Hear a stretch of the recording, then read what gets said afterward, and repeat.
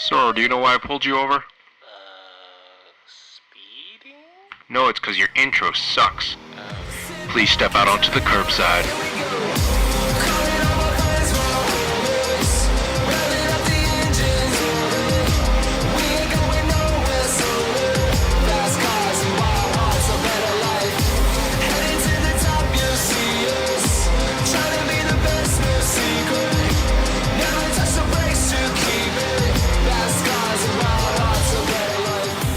Hey everyone, welcome to the Curbside Podcast, the podcast where we talk about cars and everything to do with cars. My name is Jeff. I drive a 2004 Honda S2000, and it's just me this week.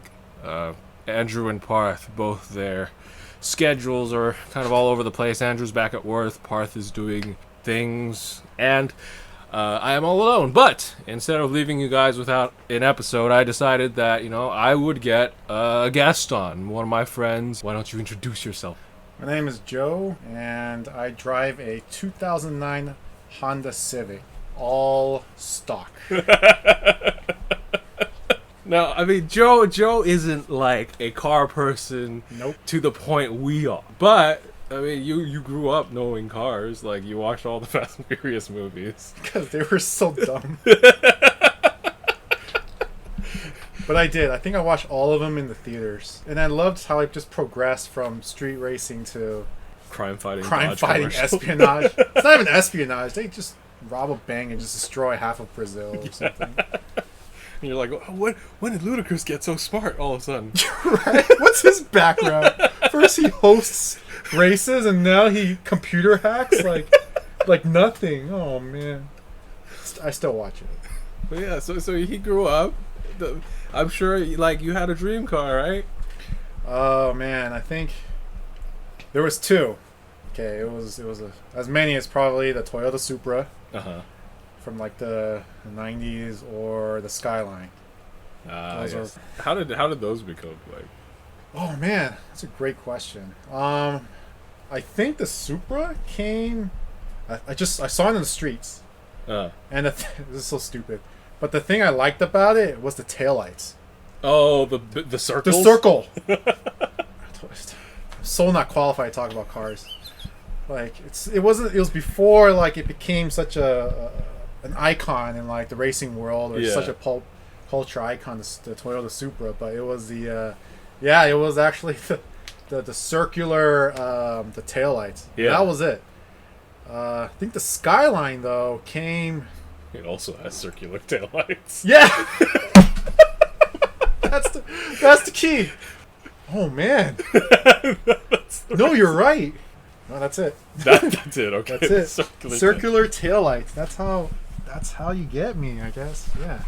Was there ever like a point in time where you're like super into cars? Super? Like, I think middle school. And it was thanks to Initial D.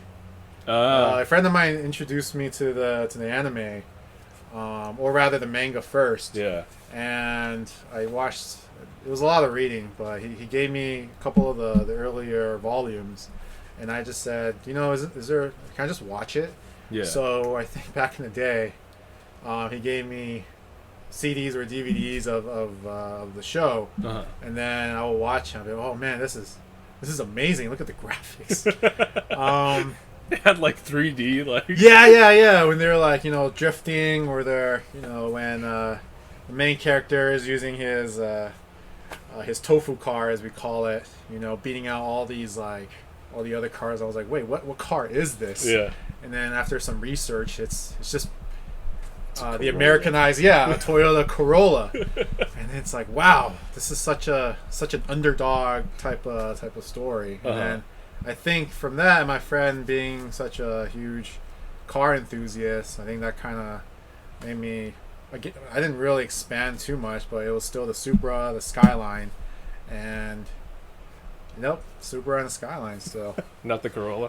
No, although I think when I got into video games like Need for Speed, I always customized the lower end cars to like its maximum. So I always chose the Toyota Corolla twin cam, which is basically the AE86, and then put that I'm just gonna put all of the turbo, the engine upgrade, the carbon fiber. It just became like this tank that can go to 0 to 60 like nothing. Uh-huh. But I think, yeah, middle school is probably the height of my, interest in cars. Because I remember like the reason why we like started talking so much was because that one time I helped Joe is a teacher, and one time he asked around to see if there was any like chaperones that wanted to go on one of the field trips. Oh yeah. And I think on the way there, all we talked about was cars. Oh yeah. It was a zoo. Yeah. Yeah. I mean, cars is such a great topic, and then I'm so not qualified to talk about the ins and outs and the specifics and whatever. But I mean, we're in California. Everyone drives one, so at one point, you're gonna have to talk about it. Yeah. And then most people, they bought one or they were handed down one. It's like, why this particular car? Like, for me, why a Civic? Because, well, I really didn't have much of a choice on a Civic. But between a Civic and other, like, Honda brands, it was because it was just reliable, it was cheap, gas efficient. I mean, that's about it. Well, what were your, like, choices at that point? Okay, so this was a couple of years, I can't say a couple, it's like a decade ago. Where there was a law, or not a law, but there was a thing the government did, was like cash for clunkers, where the government will give you a stipend or a discount, so to speak, for your gas guzzling cars, because they want to promote fuel efficient cars.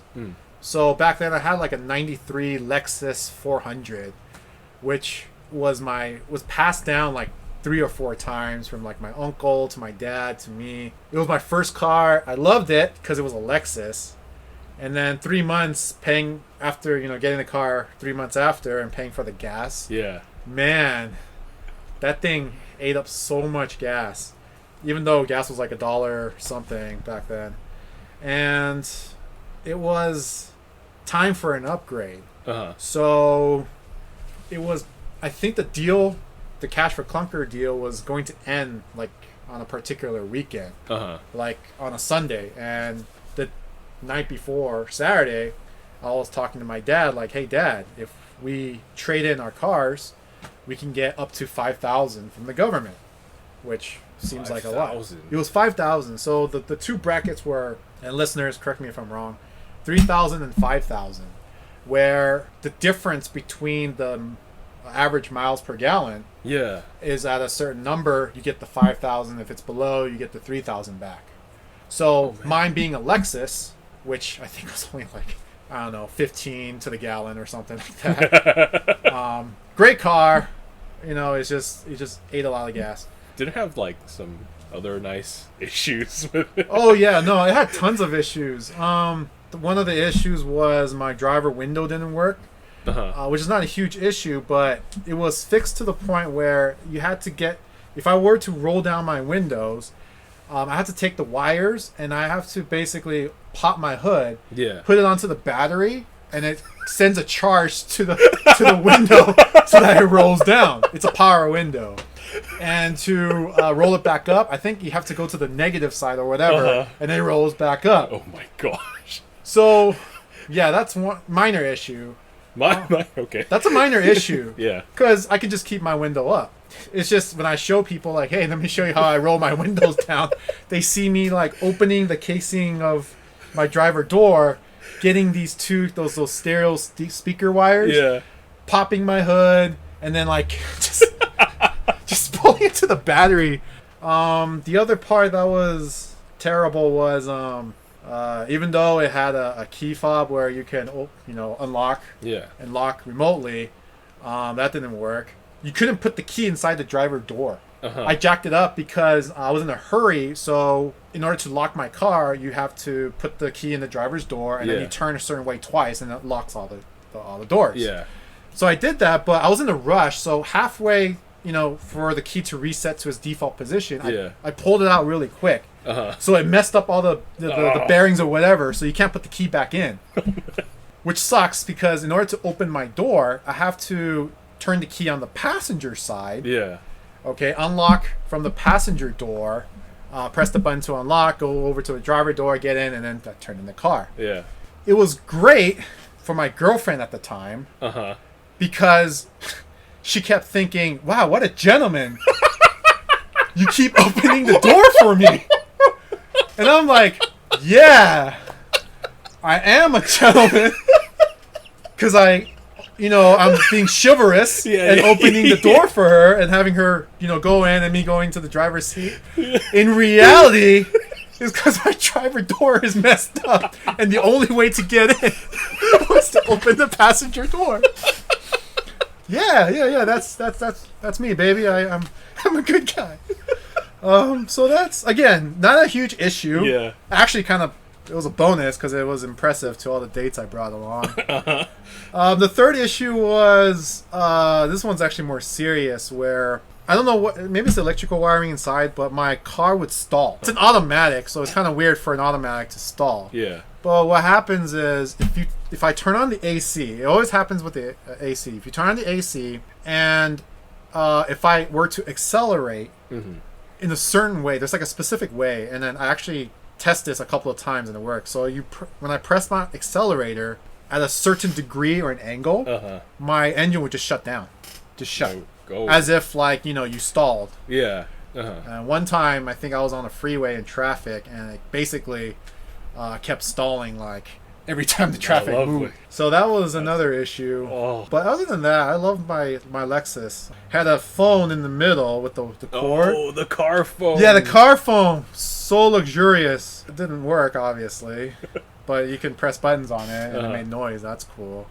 I had a little MP3 player, and I would use the cassette with the aux cable to play. Yeah.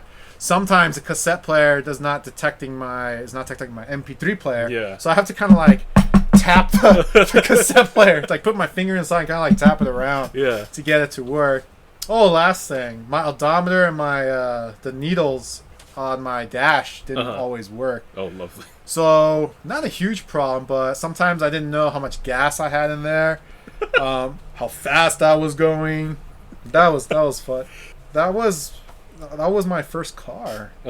I loved it because it was my first car, and it was a Lexus. You know, and it's the LS one, so that's like the top of the line. Yeah, it's like the like the Benz, like the E class or something. You know, so I think for me to have something like that was kind of a big deal. And then I traded that in for an 09 Civic. So the story about the Civic was I was at the dealership and there was a ton of people because they're trying to lock in on this cash for clunkers deal. The sales rep just came up to us and said, "Hey, look, like I'm not gonna lowball you or anything, or just mess with you, but stick your price because we don't even know if we're gonna get the money back from the government. As you can see, everyone here is trying to get a car. Yeah, and." Sticker price, and then show me the car that you got, and then we'll work from there. Oh man, yeah, because like 3,000 or 5,000, we're trying to get rid of the MDX, and the most the government will give us for that is like 1,500 right now. 1,500. Yeah, I mean, and that's now, right? So 5,000 back then. That pretty much covers, I think, the fee, the taxes and stuff like that. Why a Honda? I think the American brand like Ford. During that time, actually gave more incentives because you had the cash for clunkers, you had the manufacturer rebate, you had all these other stuff that they made up. Just to try to get their cars, but it's like Ford, I don't know. It's just not reliable as a Japanese car. Yeah, in that era, the only cars you really wanted were a Japanese car or a German car, and German cars were more expensive. Right. Things from like America and Korea at that time were just awful. Just at least they had a reputation of not being great. Yeah. So the choices were it's either Honda or Toyota. I jumped on the Honda because a friend of mine recently bought a Toyota Corolla. I didn't want to have the same car as him. I'm that guy. I get you. We stuck to a Civic, but we did actually, while they were fetching like what Civics were available at the dealership, we went across the street, and because there was a Toyota dealership there, there weren't actually a lot of people there, but they basically told us the same thing: sticker price. What we have is what we have. Right, and then all they had was a Corolla, and I think there was like a Camry there too. Not a knock on anyone, but I felt like a Camry is too family. Okay. Yeah, I get you. A little too family. Too beige. Yeah. And I didn't want the Corolla because a buddy of mine had the Corolla. So we went back to the dealership, and then my parents were there, and we were actually going to trade in two of our cars, the Lexus that I had, and a Ford Windstar. Anyways, all the common choices were there. You had the Civic, you had the Fit, you had the CRV, and you had the Accord. And so for me, being, me at the time, I was like, I want the SI. Shot down, man. Yeah, the guy was like, nope, no SI. Base Civic models. My parents being my parents, they kind of gave me like an ultimatum, like, hey, we're going to get an Accord. Do you want to get an Accord? And I'm like, I'm not going to get two cars, the same ones in the family. So my choices were the CRV, the Civic, or the Fit. I got inside the Fit. It was pretty small. Okay. I'm 6'4". Joe is one of those very rare, really tall Asians. Yeah, I'm 6'4". I got inside the Fit, and it was small. When I turned around, I can pretty much reach like the back. Yeah. The glass, like just touching the glass there. So I was like, okay, maybe not a Fit. So it was between a Civic and a CRV. And my mom was like, hey, get the car, whatever it is, and then after a while, when your sister gets her license, we're just gonna hand this down to her. Yeah. And we'll just get you a new one. That's a sweet deal, because me and my sister were about 3 years apart, so I figured in the next, I don't know, let's say 3 years, like, she'll get a new car. Yeah. So I just have to drive this Civic or CRV for 3 years and get my car. For the sake, I think it was for the sake of my sister. She's tall, but she's a little bit skinny. She's skinny. I was like, I think the Civic will be the best fit. So I got the Civic for her. And yeah, about 6 hours at the dealership. Finally got the Civic, and then that's the car I still have now. And the reason why I have it now, it's not my sister doesn't have it, it's because she never got her license. So I kind of got like, I got robbed from this deal, man. Yeah, you could have had a CRV. I could have had something else, but yeah. But I love my Civic. It's a nice car. I still hasn't given up on me. Yeah. Even though sometimes you wish it would.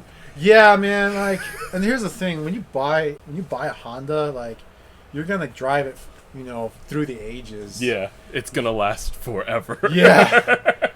I mean, I'm not entirely ready to let go. Although when the opportunity comes, like, I will probably like to upgrade to a new one. It's not breaking down. It's just I would like to drive something newer. I'm hoping, since I have a family now, I have a 15-month-old wife, and just trying to trade it or sell it so I can upgrade to a more family-type car, like a Camry or an Accord. Oh, man. So the reason why I thought it would be interesting to bring Joe on is because A, he's not super nerdy car enthusiast. Heck no. And that comes with its own benefits in that he's married. That's interesting. I don't know what you're trying to say. But being married, he now has, a wife and kids. Yeah. So I wanted to ask, like, how has starting a family kind of changed your view on cars per se? Dude, it's not about me anymore. When you have a family, like, you think about the family. Like, you think about what's good for the wife, my 15-month-old, my 1.5-year-old son. Yeah. So I can't get the new Type R. You know what I'm saying? Like, I can't get the new Type R. I can't get the M3. I can't get, like the 96 Celica off Craigslist, even though it has like some value to it. I can't get the Type R Integra anymore. Even though, like, at one point in my life, it's like, man, I really wanted that Integra. Because you obviously can't have that with a toddler. So now my views on cars is so much adulting. Like, it's on safety. It's on practicality. Not to say that the Type R is not, because I sat in one at the auto show, and man, this is roomy for a Type R. But like, I'm thinking for my kid. Yeah, I'm thinking. So recently, I've been looking at cars that are like, mid-size SUVs, like the Honda Pilot or minivan. Because me growing up as an Asian American, each Asian American family, you gotta have either the Toyota Sienna or the Honda Odyssey. Yeah, either those two, or maybe the Nissan Quest. Yeah. Right, but those pretty much are your choices: the Sienna and the Odyssey. And Or back in the day, the Previa. The Previa, my friends and I, we call it the Eggmobile or the spaceship. And that's actually the cars I'm looking at because it's just family oriented, you know? Right now, when you think about getting your next car, would you lean more towards the big SUVs or a minivan? Yeah, I talked to my wife. Oh, that's the other thing when you get married. It's not about your... it's not you and not car you want. It's actually the car your wife wants out of your pocket. You know what I mean? She's gonna kill you. But then she'll say, but it's the car I want, right? No, in all seriousness, it's really we put our inputs together, we put our thoughts together, but it's not just like, baby, I want my Type R. Yeah. She'll be like, what about our son? Uh-huh. It's like, you can put them in the back. It's a sedan. Yeah. Yeah. It's got plenty of room back plenty there. of room back there. And she's like, what about the stroller? What about the groceries? We go to Costco. And I'm like, we'll figure it out. No, it's not like that. So when I talked about getting a new car with my wife, she said she liked the Pilot, but went to the dealership recently. We saw the Pilot. We found that the minivan, like the Odyssey, was more efficient for us. Yeah. Because it just had more room and it had more efficiency to it. This sounds so stupid and geeky, but automatic sliding doors. Like, I don't know, like, living in an age where you don't have to, like, touch something and it just, like, operates. Yeah. That's just mind-blowing. Like, I don't even have to touch a door and it just opens. Like, I think that was kind of like the sell point. Yeah. There's dad talk there. This is straight up dad talk, man. So, because of the space and stuff like that, I think it worked out better for a minivan. Yeah. And that's actually what we're trying to look for.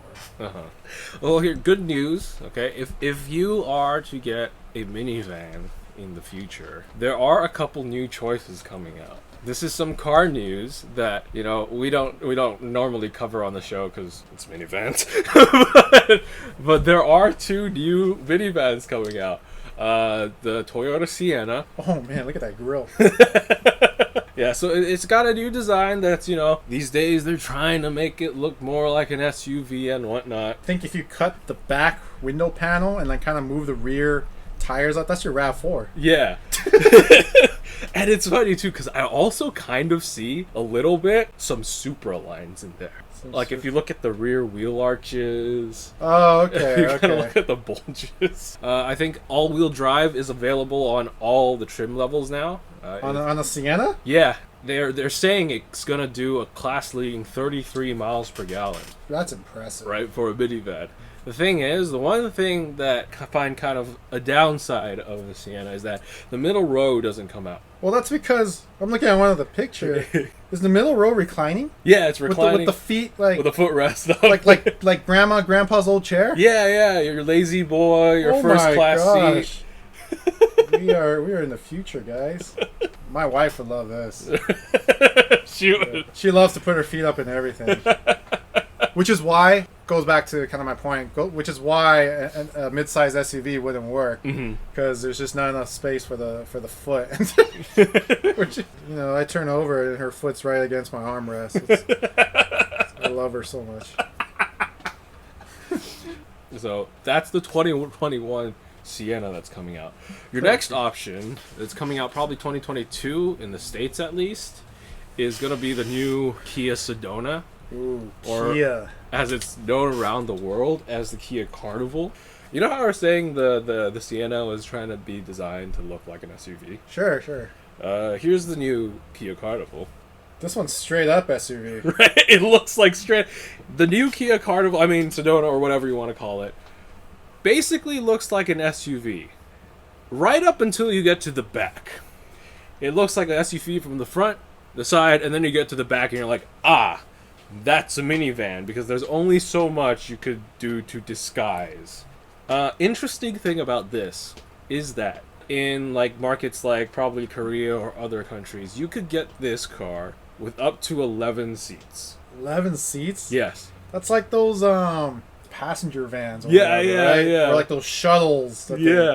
That's amazing. I'm looking at some of the pictures and yeah, that's pretty nice. So I'm guessing in the States you could either get it with 7 or 8 seats because you can't fit 11 Americans in there. It's going to be going to Korea Q3 of 2020 and the rest of the world later. Missed opportunity here. It looks like an SUV. Can't get all-wheel drive on it. Oh, really? But that's promising. I mean, if I really need to take 11 people somewhere, Yeah. I guess that's what I don't know. That's a lot.